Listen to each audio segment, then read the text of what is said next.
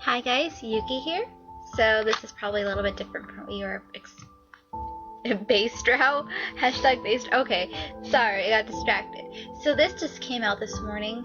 Like, not even in, well, actually it's probably already an hour by now, but yeah, so this is the epilogue for James, just as Sam had his for the first Seduce me game. James gets his. Let me turn that down. There we go. So yeah, I guess this is kind of a little treat since we just finished James's route and I was like, I better record something. I haven't done it. I didn't do anything yesterday. But yeah, let's start this.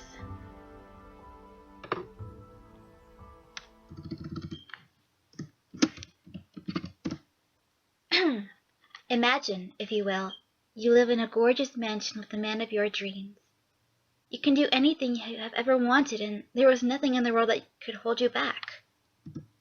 Well, that was my life. I was the granddaughter of a CEO and somehow earned his estate upon his death. The man of my dreams just happened to be waiting for me in the lobby of the mansion as I moved in. Mind you, he was mortally wounded and he turned out to be a demon, but that was beside the point. The man of my dreams, James, was smart, kind, caring, and very capable of taking care of not only me, but his 4 younger brothers. The 5 of them lived with me for a short while, making the house as lively as ever. However, I only needed James at my side, and soon enough the younger 4 brothers left us to our own devices, wanting to start lives of their own. Oh, that's really sad.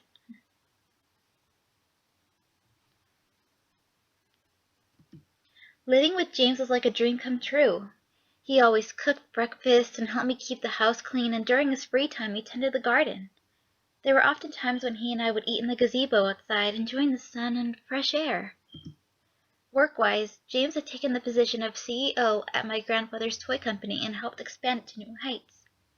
He did his very best to make it the best company it could be, and wound up raising more money for charity than any other company on the planet. Needless to say, I was very proud of him and was happy to know that my grandfather's company was in good hands. I was even more happy to call him mine. James and I had lived a dreamlike romance for a year and a half. The thought of marriage often crossed my mind, but I left it to the hands of fate. If James was going to propose to me, then he would do it when he was ready. Nevertheless, the conversations we would have were interesting to say the least. One day, I found him lounging in the library, lost in a familiar book. With a smirk, I crept inside and peered over his shoulder at the chapter he was reading. You really like that book, don't you, James? Jumping in his seat, James snapped out of his train of thought and stared up at me in surprise, making me laugh and grip the chair to keep from falling onto my knees from the hilarity. Love!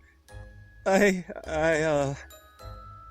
is this the same book from, like, last time? I think it is. Good afternoon to you too, James. Enjoying that story? I smiled playfully at James before taking the book out of his hands and looking at the cover. I was right. Love and Romance, a study of intimacy. James cleared his throat as he shook his head and relaxed in his chair, trying to calm down from his sudden surprised outburst. You keep coming back to this book no matter how many others you've read. Why? It's an interesting commentary on romance. A writer falling in love with her manager and dealing with her own internal feelings is an interesting topic to read about. Nudge, nudge, hint, hint. I think that's... yeah. Truly? I handed the book back to James before walking around and sitting on the empty seat across from his. James nodded and placed the book down on the table between us with his... well, he crossed his legs. Remember, demons don't fully understand love. We may experience it, but we don't know it well enough to label it as such. But you understand it, right? Of course, but that doesn't mean that I shouldn't continue to read about it. I guess you're right, but what does reading that book over and over do for your research on it? James chuckled and leaned back in his chair. That book in particular shows the balance between love and lust, which, by contrast, is an emotion demons understand completely. Completely. I'm sure there are some things even you don't understand if humans don't understand love. Provoked by my statement, James raised his eyebrow with an amused grin. Is that a challenge? For a moment, I remembered James's powerful personality. This was a challenge of his intelligence, and such a dare would not remain undominated for long under his keen eye. Okay.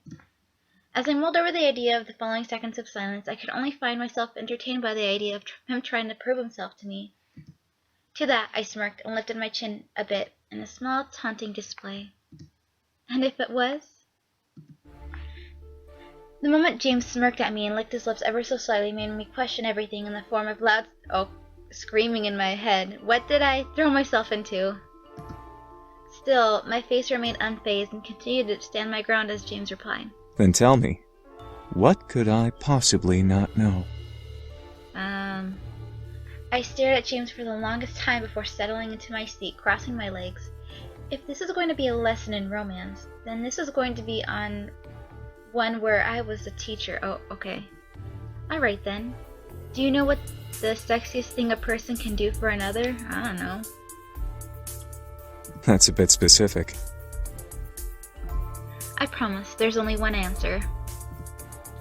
That was a lie. There was obviously more than one answer, but I hoped that he would draw the answer from our relationship rather than from a generic answer. Either way, I would get him. James sat back and closed his eyes, thinking to himself and assembling his answer. As he opened his eyes, he smiled. Make them feel cared for and cherished beyond anything else in the world. His answer surprised me. I imagined him trying to weasel out of the answers with a gesture or specific action. As his words hit me, my cheeks burned a soft pink in agreement. It was rather sexy to think about. The feeling of his hands along my body would make me feel like a goddess worthy enough to be ravished. The kisses on my skin would paint me in a glow of love and compassion. The way he held me always sent me to cloud nine. He had won this round. I nodded, pursing my lips as his smirk grew a bit. He interlaced his fingers and placed them on his knee, awaiting my next question. This had to become a game of trivia almost. Would he know all the answers? I pushed forward, now determined to prove that I was right. Okay, what about sexy clothes? Okay. What about them? I don't know. What color clothes should a person wear to attract someone? Another twit question. This is all a matter of opinion. It didn't take long for James to reply. It depends on the person they wish to attract. As James's eyes traveled up and down my form, I suddenly felt naked. I personally would love to see you in black. Perhaps gold or red. Ah, damn it, he won again.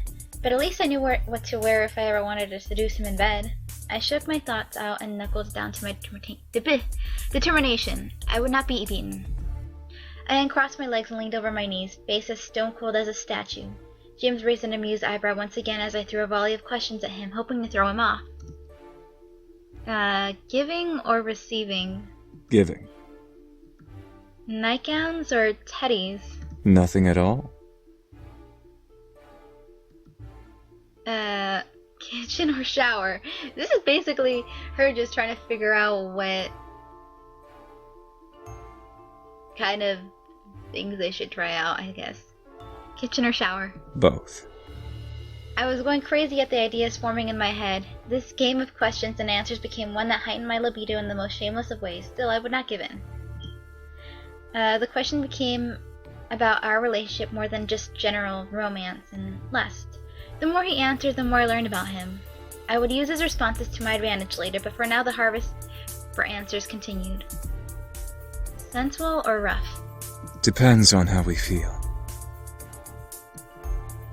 Fast or slow? Start slow, then get faster. Handcuffs or blindfolds? Both. Okay. James instantly covered his mouth with his hands, the slip escaping his lips and making his true feelings known alongside the embarrassed blush crossing his cheeks. As his answers rung in my ears, my entire face became beet red. What? James was into both handcuffs and blindfolds? What about other kinky things? Oh, okay. Whips? Rods? James shook his head, so he wasn't into any sort of violent play. Being called master? No, I thought somebody said he didn't like that. Silence. It made sense, him liking to play on his dominance. BDSM? James closed his eyes and sighed into his palm before it fell into his lap, and he lowered his head. As he spoke, I could tell he was being frank with me, dissolving his shame as he was speaking to the one he loved. It's not something demons do, but I enjoy learning about it, and imagining it. Okay. Where did you learn about it? And also, you can kind of hear that undertone in his voice, so okay. James chuckled softly, shaking his head. A novel I read a long time ago. It was a study on fictional romance and the publishing of erotica in the last 10 years. It wound up in the piles of books I read when we first came to the human world. Huh. I guess Grandpa has a secret life we don't know about. That explained it. However, I almost didn't expect it from James. Eric maybe, but not James. Looking at him, I could tell James was trying to come to terms with releasing this information to me. While he was talking to the one he loved, he knew that the topic was a pretty big one to drop in the game we were previously playing. I didn't want to make him feel uncomfortable about it, so I spoke up again. Are you interested in trying it?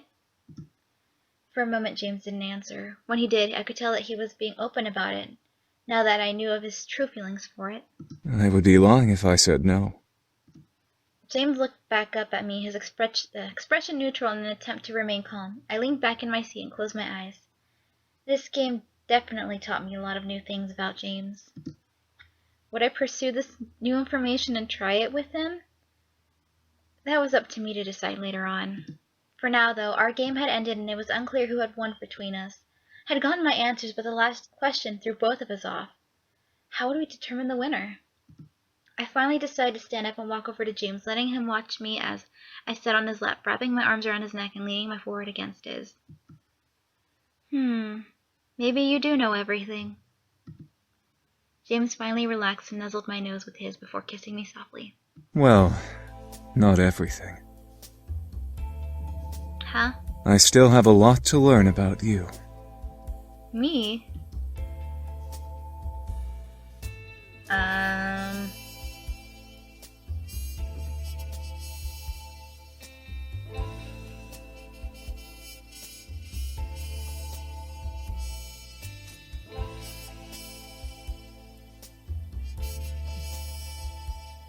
James stared deep into my eyes, leaning back and removing his glasses. As his whiskey eyes began to glow a soft golden color, I gasped as he smiled playfully at me. It's only fair that I ask you the same questions that you asked me. Don't you think? I stared wide-eyed at James. Was he seriously going to ask me the same question I asked him? James chuckled slowly. What? Are you afraid now? No. Good. Because I don't intend to be gentle. Okay. Yeah. Well, that was that. I'm proud of myself. I got my internal ass out till the very end. Anyways, that was James's epilogue thing. I guess we'll be moving on to Eric from here. Again, I think it's going to be about the same length, about 4 to 5 parts. But yeah, so thank you so much for watching, and I hope to see you in the next video. Bye!